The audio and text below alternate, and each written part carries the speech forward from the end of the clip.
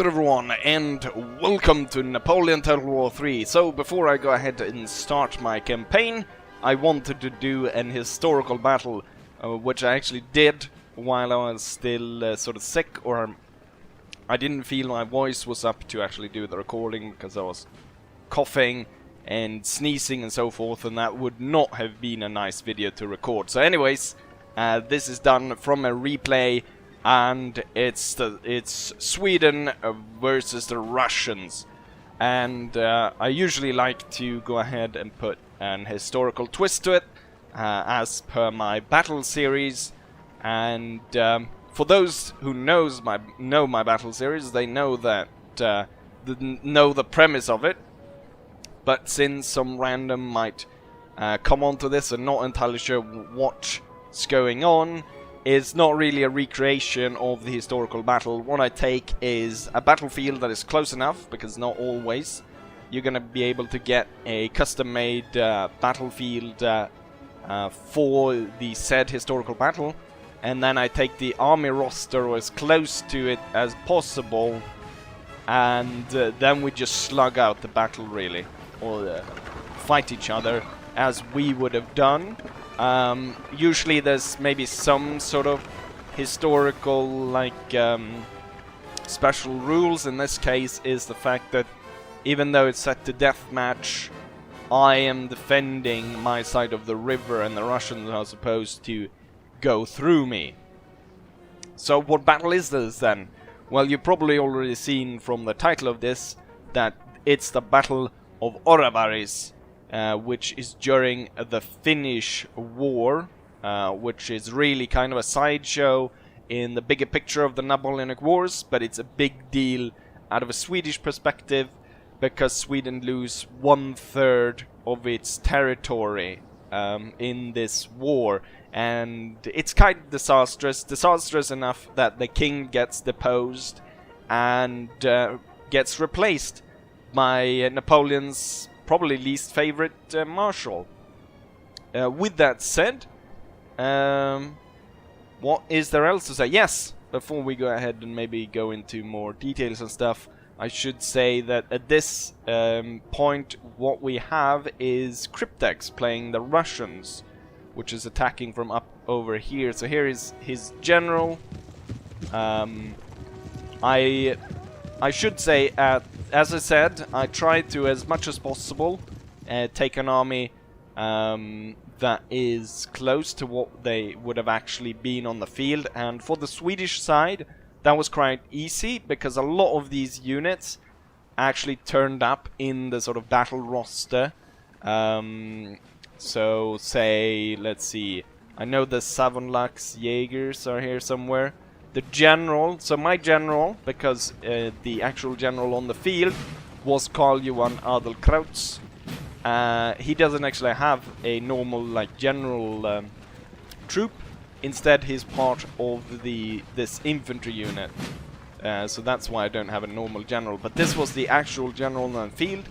The thing is, though, the Swedish had, I can't exactly now recall who the sort of the commander of the entire Swedish forces in Finland was, but the thing was, he was such a coward, as soon as there was some sort of inkling that there might be a battle, he just bolted, like, complete 180 direction, as far away from the battle as possible, and just left it up to the other commanders to actually do the battle, which either was Karl Johan Adelkrautz or von Döbel, which is actually at the same time this battle is being fought.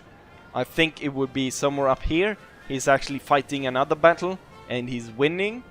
But yeah, so let's see, where was I? Yes, Cryptex. Cryptex actually has a YouTube channel. We didn't talk about me promoting his channel or anything, or he didn't specify that I should link it or anything, so I'm not entirely sure if he wants me to, but I might just go ahead and say that he has one, and maybe I'll link it. Let's go over the battlefield, because we've kind of gone over the troops. Well, I should say, for the Swedish part, I would say I'm sort of 80% correct. with the units, like with the actual, what the actual units are called. Like the cavalry, like the light dragoons of Karelia was there. There was mounted lifeguards. That probably wasn't that big of a unit, but that was the unit that was there, that was available. Then the Jaegers, I'm pretty sure they were there, so the Västerbotten and the Travasthus. And then the light infantry of Savolax and Karelia and so forth. So that's very accurate. The Russian cavalry is quite accurate, but most of the Russian army is about, I would say, maybe 20% correct, while 80% for Sweden. The battlefield, in its big part, is historical correct. The thing is, Sweden would have been dug in, and not really at the front line here. There would have been a thick forest on either side. There would have been a clearing up towards the river. It wasn't really this wide, I don't think, but it would have been a clear opening on either side, and then would have been thick forest on either side. The town of Oravais is not this big and impressive.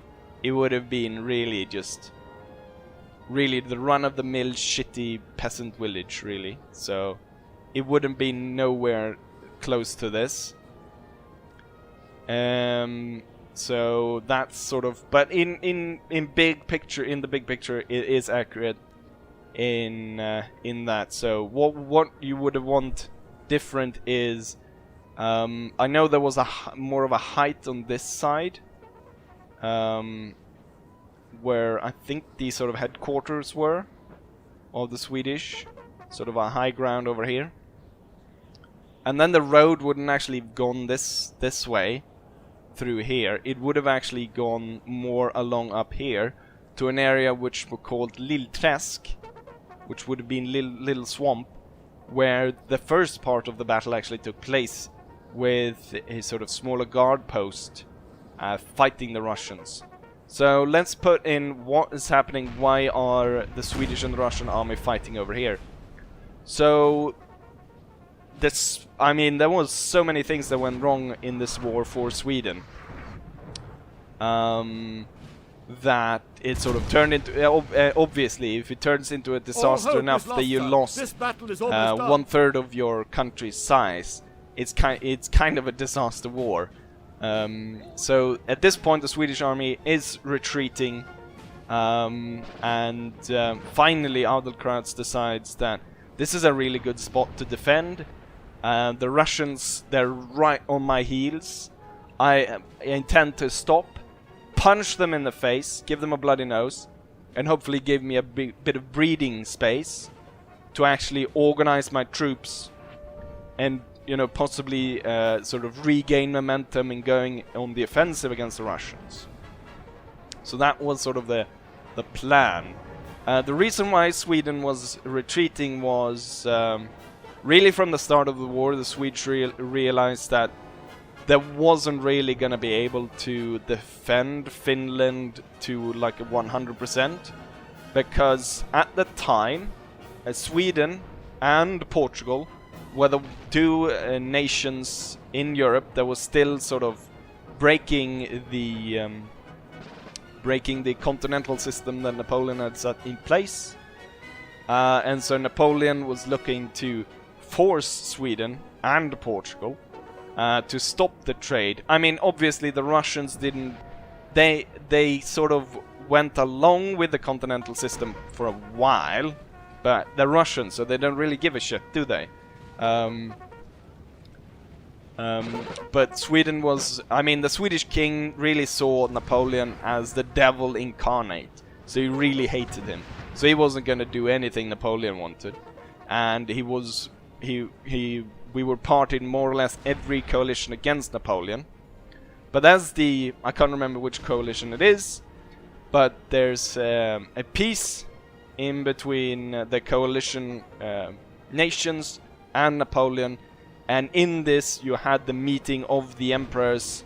So the Russian emperor and Napoleon meet, and they talk about sort of, you know, how they're gonna keep the peace and so forth. And it's basically said there that Napoleon, sort of in exchange of not attacking the Russians are supposed to, for Sweden, into the continental system by attacking through Finland. And the thing is, Sweden is well aware that that the Russians are going to attack, because the diplomatic corps in St. Petersburg keeps sending messages back to Sweden like, yeah, they're gathering up troops, they're moving to the border and so forth. But the thing is, the threat is coming from both sides. So there's an open hostility from basically French-controlled Denmark, because the Danish was kind of forced in with Napoleon in a weird way, because the British attacked them and so forth. Let's not go too much into that, but there's a threat in the south, and the French threat is a lot bigger. It's seen as it's going towards the mother country, Sweden proper. And also, the Russian threat hasn't not been a persistent threat throughout the Napoleonic Wars, because Russia, of course, has been on the same side as Sweden against Napoleon in most of the coalitions that came before, and we're gonna be together, sort of be on the same side at the coalitions going forwards. So there's a big threat of Napoleon invading the south of Sweden, and so most Swedish army is placed in the south of Sweden, while only a small force is placed in Russia. However, there is a plan to how to defend Finland, and so what they plan to do is give ground first. So the Russians have to march in, and basically kind of sort of the Russian sort of tactic against the Russians, not really burning ground, but if the Russian has this lot of ground they can traverse really fast through, their resupply lines are going to be stretched and so forth, and they're going to be susceptible to attacks. And so the plan is to let them come in, hold them with two big forts, one of which is like, it was called Gibraltar of sort of the Nordics of Scandinavia. It wasn't maybe really that great of a fort, but it's a really big fort that is supposed to hold, because it's on the coastline, and so the ships can go in and send land troops in that area. So it's really important. So the idea is to let the Russians come in, hold them at these two forts, and then land troops, and in a sort of pincer maneuver, encircle the Russians and sort of destroy them in that sense. However, kind of as a surprise, both forts surrender within, I mean, a few months. The really big one, the big fort, I can't exactly remember how, but it's sort of like it's a bit of a shock, and the commander is basically branded a traitor, and I think it takes up service. I think he gains service in as sort of a reward for giving up the fort. He becomes like part of the Russian lifeguard horse or something like that. Something strange. So it's sort of treacherous in that way. So Sweden's plan goes right out the window. And there's another thing as well. So because at this point the alliances are all over the place. So Britain is basically allied with both Sweden and Russia. And so it's kind of two coalition powers fighting each other, which isn't really great, because obviously we want to fight Napoleon. He's the big threat. So the English decide, you know what, we're gonna help the Swedish. We don't want them to... Obviously they don't want one of the few nations that are actually breaking the continental system to fall. So they intend to send 15,000 men to the south of Sweden to relieve sort of the southern front, which would enable... I just saw that my team killed loads of my own Finnish Jaegers there. So the idea is to relieve 15,000 Swedish troops that can be then shipped over to Finland. However, I can't exactly remember why, but the Swedish king sort of somehow gets pissed off by this, and there's some problem, some diplomatic sort of something happens really. It's mostly blamed on the king afterwards. And the English army does not land in Sweden, and instead goes over to Spain. And so we sort of lose that opportunity. And given the fact that, I mean, 15,000 men at the point at the start of the war, I think there's about 8,000 or something, 8 or 7,000 men in Finland defending it, something roughly like that. And then there's, I think there's about maybe 30,000. I'm sort of, that's a rough estimation of the troops that Sweden have. So you can see how an extra 15,000 going over to Finland, that would have increased at least sort of double the army defending Finland. But let's talk a bit about the battle that's actually going on right now in front of us. So you can see my troops are retreating here, and that's because of a specific reason, where if you zoom in on the battlefield, you'll actually know why. So I'm kind of losing here. You can see a lot of dead troops. Not that many Russians in comparisons. Well, quite a few. But if you zoom in here, so the Russians were standing just here, and you can see the sort of the edge here. So they were able to stand here with a sort of cover, firing towards our troops from this cover, and that was killing my men. So now when I pull back, I'm able to drag Cryptic's troops out into the open. And so now we're at sort of 1 versus 1, and also the Russians have been advancing into my fire. So the Russians have taken a massive amount of hits. Even though I've taken a lot as well, the Russians have taken quite a lot, since they keep marching up towards me. And I've been able to lay more shots into them. And, oh yes, let's not miss this. I sort of missed this fight. I sort of missed this myself. I'm trying to get the lifeguard horse to retreat as the Russians send 2 units. Sorry. I'm still not that well, apparently.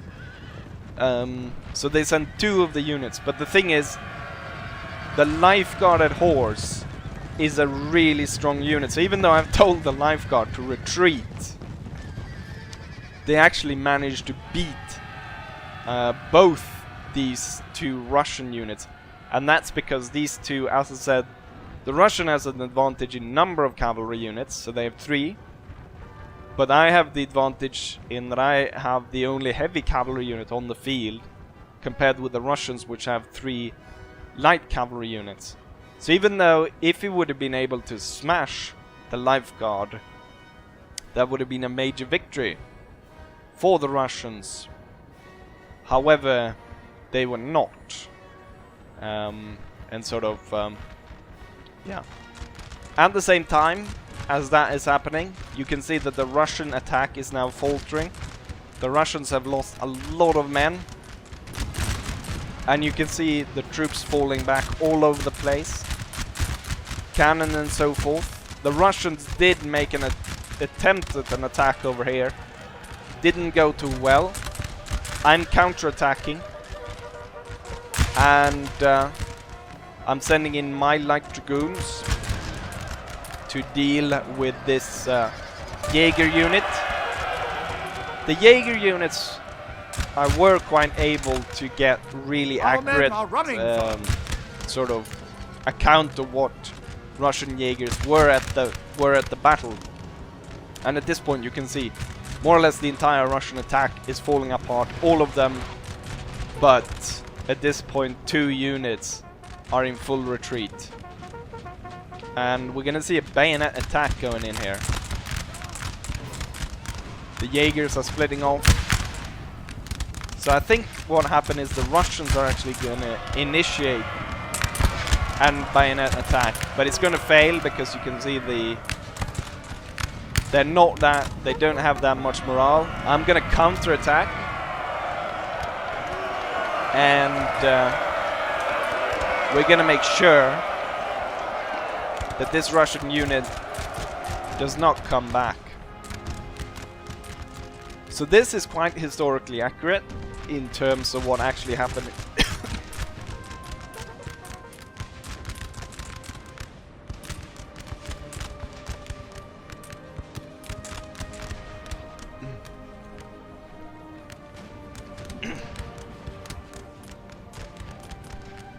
Sorry, I had to cough there. Clearly, I'm not really...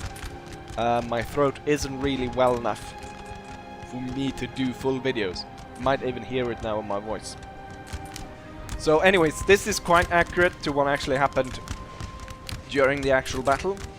Because the Russians came on and they were beaten basically at the Swedish front lines. And there was sort of like in, what's it called? Is it Gods and Generals? Or is it the other one? In First Manassas battle, where you see the guy, where some troops like go, oh, look at them! We can whip them, boys! And then they start to run, and then they're not like given order. So basically, a similar thing happened during this battle, where there's a Swedish unit that goes, oh look, the Russians, they're faltering, we can charge them! And so, a few Swedish charge forth, goes kinda successful. They pull back. The general, Adelkraut's, sort of in a bold move decides, you know what? We're going to counterattack. So the entire they're organizing it, and so the entire Swedish line pulls forward in a counterattack and pushes the Russians back quite over the river, as I recall. And the problem is, however, though, constantly there's fresh Russian troops coming up. And just as the Swedish have pushed forwards quite far, the Russian like proper general turns up, organizes a counterattack, and it goes so badly that even I think it's quite a few thousand men even get sort of trapped, and they have to bayonet charge themselves, sort of as a breakout maneuver to get back to the defensive line. So they have to charge through, bayoneting Russians as they go through, which leads to a lot of Swedish casualties, and Sweden has to withdraw back to their defensive position.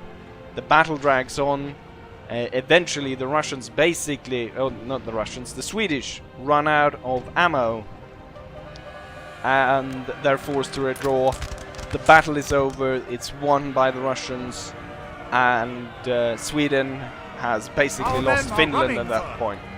So even though I've been able to more or less, I thought that I had sent off the Russian cavalry units.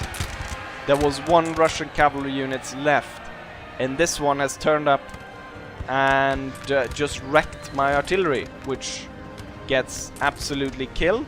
And I probably team killed quite a few of my own men here by letting the square fire, so I probably shot quite a few of my own men during this. However, I still have my both my cavalry units, and now the Russians have none. And the thing is, the artillery didn't do that much from this position. It probably would have been better to move them up, use canister or something, or fire at close range. So at this point, I know that my back is free, so there's no enemy cavalry that's gonna strike me. I have my cavalry units. It's time to start planning the counterattack. The general is no longer needed back here to protect the artillery, because the artillery is not there. So I'm moving it up to the front line.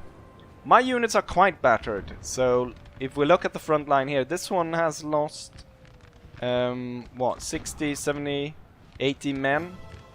Similar throughout the lines, so this one actually hasn't lost a single man.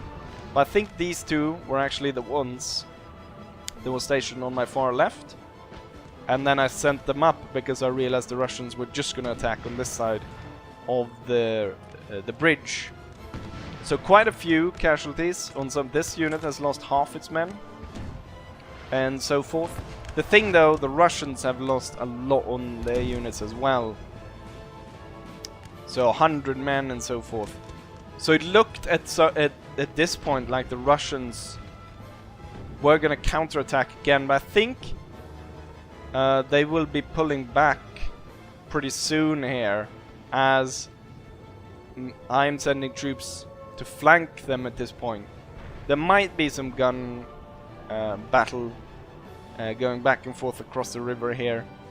I'm not entirely sure what his plan was. I guess it was to go ahead and probably do a second attack. But I guess he realized, as I'm sending quite a few units over here, we're even sending this one over here to help out. So I'm sending 3 units. The Westmanland, let's see, Lifeguarded Horse, the Helsingland, and Helsinge, both Helsinge units actually, both battalions is sent forwards over here. I forgot to go AFK. I don't know why it's been just recently everyone keeps messaging me. So we'll see when I'll answer him later on.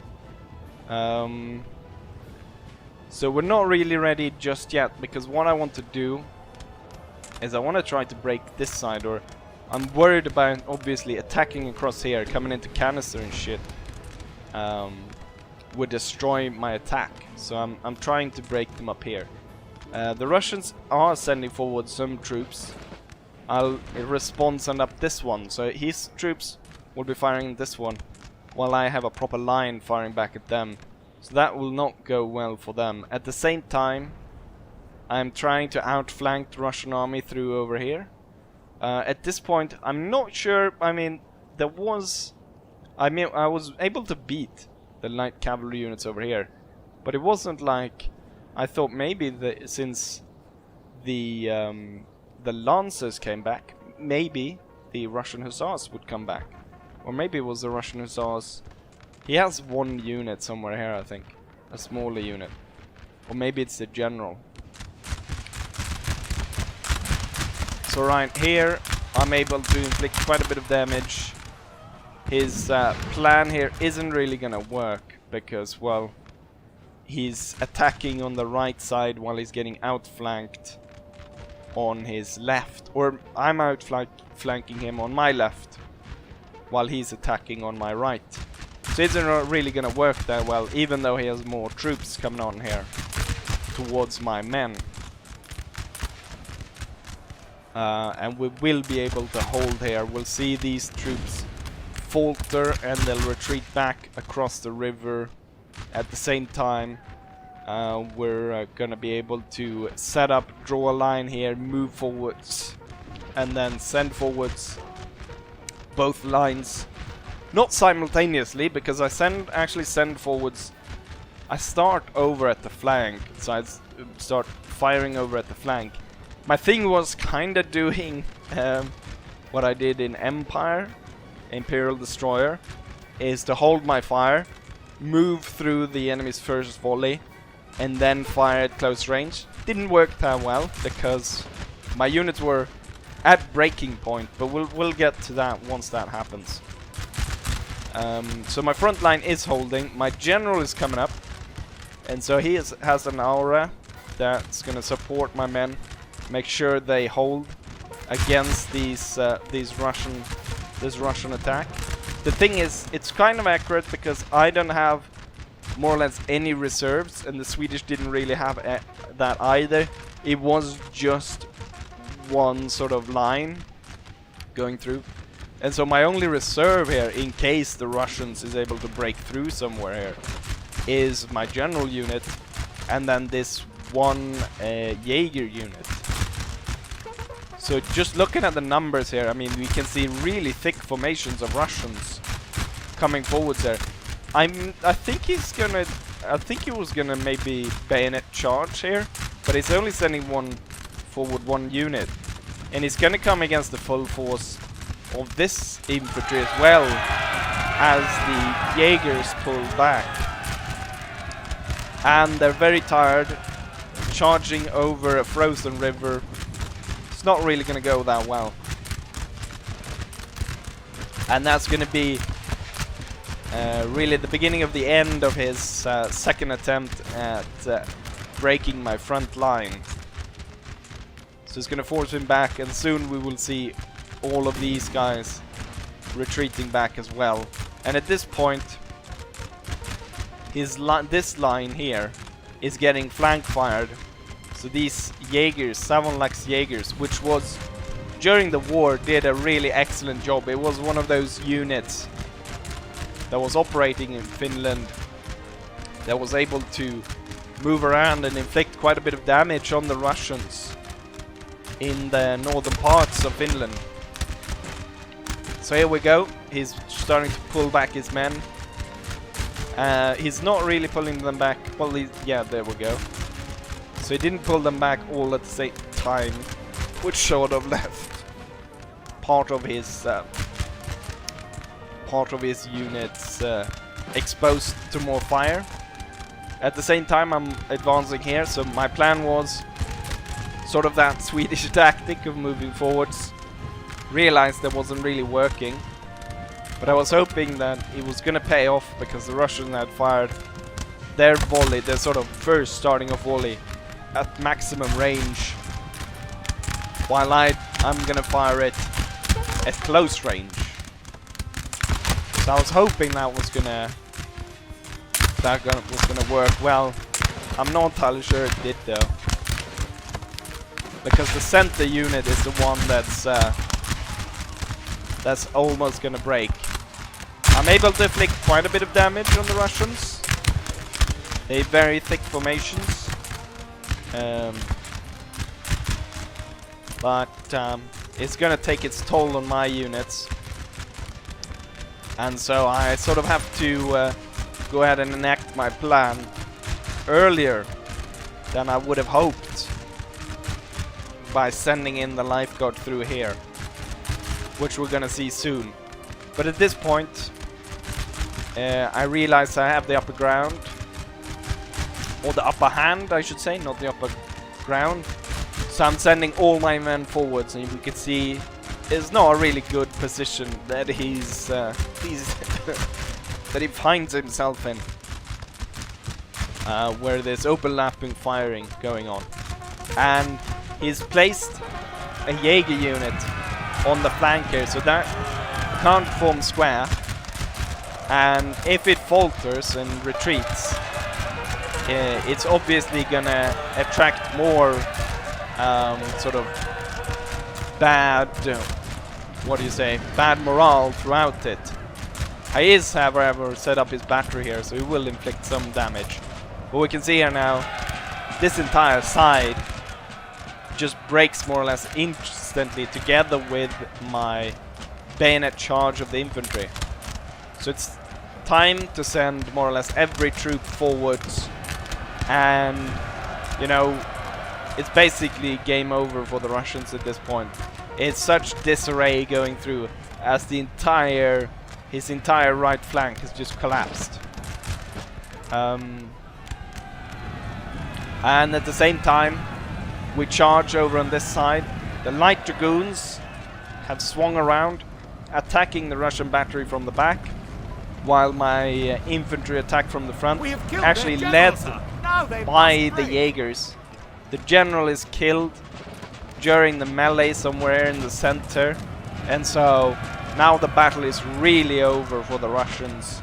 There's a few units though still fighting here and there, like the battery and this unit here, but more or less all over the battle you can see the Russian units are retreating all over the place, getting stabbed to bits, and the lifeguard horse is just causing massive amount of damage here, riding around, slaying Russians all over the place.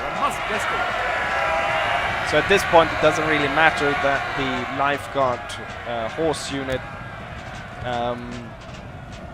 is exhausted. They're really just chasing down enemy infantry. So last unit is the Jaeger unit actually that was attacked first. The first one to broke on the right flank has rallied.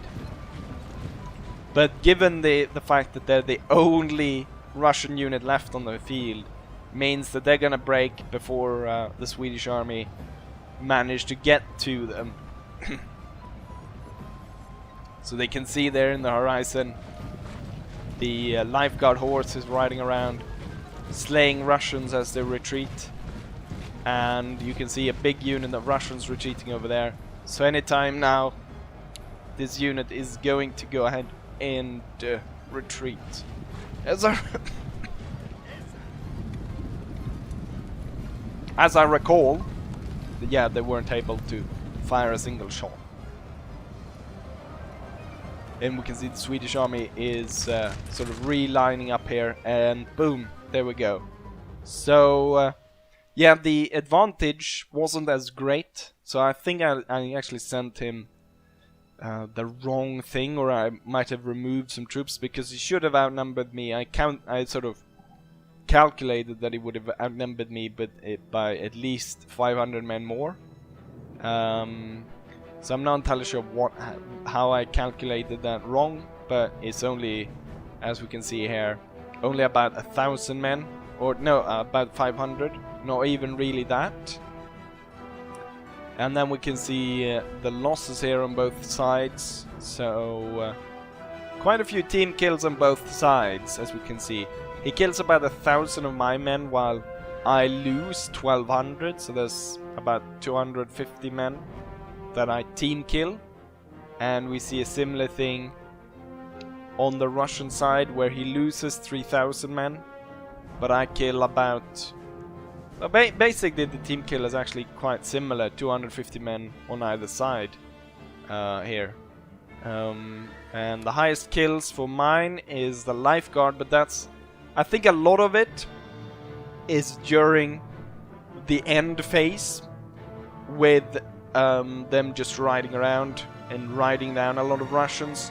And then we can see a lot of these the Finnish troops, so the Jaegers of Savonlax, both the light infantry and the Jaegers both do a lot here, and they kill a lot and they don't lose that many. Then the light dragoons.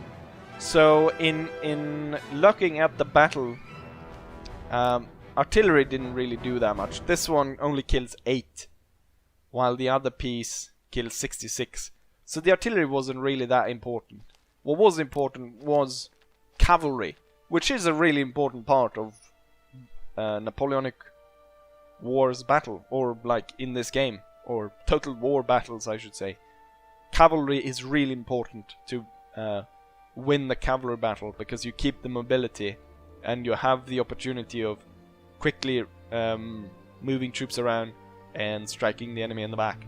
So so that was a big mistake on his part, failing his cavalry attacks, while I was able to hold back. Obviously, it was a hard battle to fight, because I didn't really look at sort of if it was an even fight.